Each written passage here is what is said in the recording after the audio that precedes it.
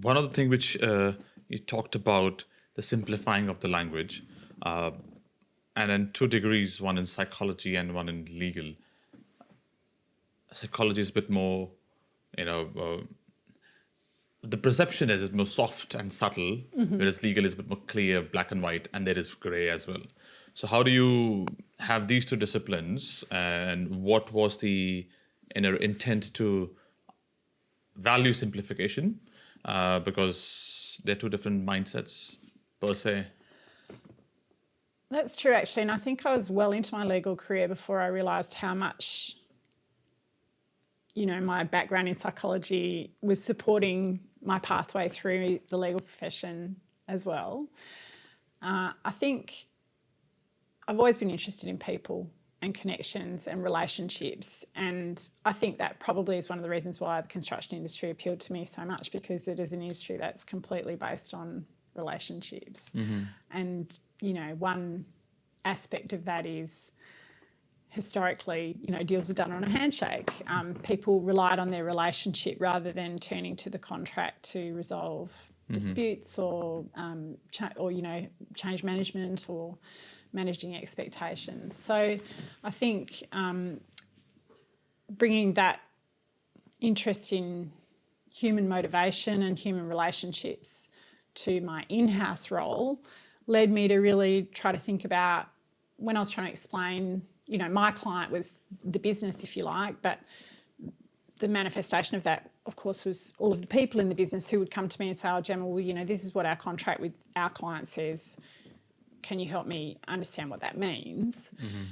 And so having to really break down all of the legal concepts and ideas and jargon, like the legal profession is very fond of a long word or saying things in 10 words when they could be said in 4.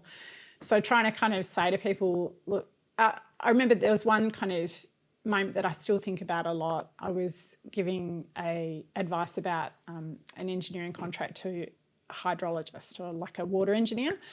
And one of the things that, we focus on a lot in commercial contracts is liability, indemnity clauses and things like that. And I remember saying to him, this indemnity is too wide and it's not focused on fault. And, what I really want to do is get the word negligent here in this spot in the indemnity. And he said to me, oh, Gemma, it's just a word. Like, what does it matter? And I said, good point, right? Like, what does it matter? Why does it matter what this word says or what it means? And I suppose then trying to distill that into, well, this document is kind of like both of our two businesses, our employer and our client, have used this document to kind of reduce their relationship to words, right? Like the whole purpose of this document is to manage each other's expectations, to manage change in the life of a project or a relationship or a transaction, and to manage the relationship. And we're using words to do that. So the words are meaningful and they do have consequences if we get them right or wrong. Let's try and work out what it means in practice for your project, but also, try and bring that into the contract. Often when you're the service provider, you're the contract taker rather than the contract maker. And so it is harder to negotiate, and you have to really think about, well, is this an actual risk in real life, or is it just something that lawyers, Create. Yeah, create. Is this something that lawyers have created? So I guess that's, I think, the intersection of those two things, that the psychology is the interest in people and relationships, and then the legal part is like, how do we use commercial documents to explain transactions or to, capture our relationship or project or whatever it is. Can we do that in a way that everyone's comfortable with? I work in the commercial world, so everyone wants to either make a profit or, everyone pretty much, not always, like the buyers might not be profit making, I suppose. They might be public, it might be government. So if you're a supplier and you're in the private sector, you want to make some money. If you're a buyer of a service. You usually want, your main interests typically are price. Is this going to be delivered on budget? How long is it going to take?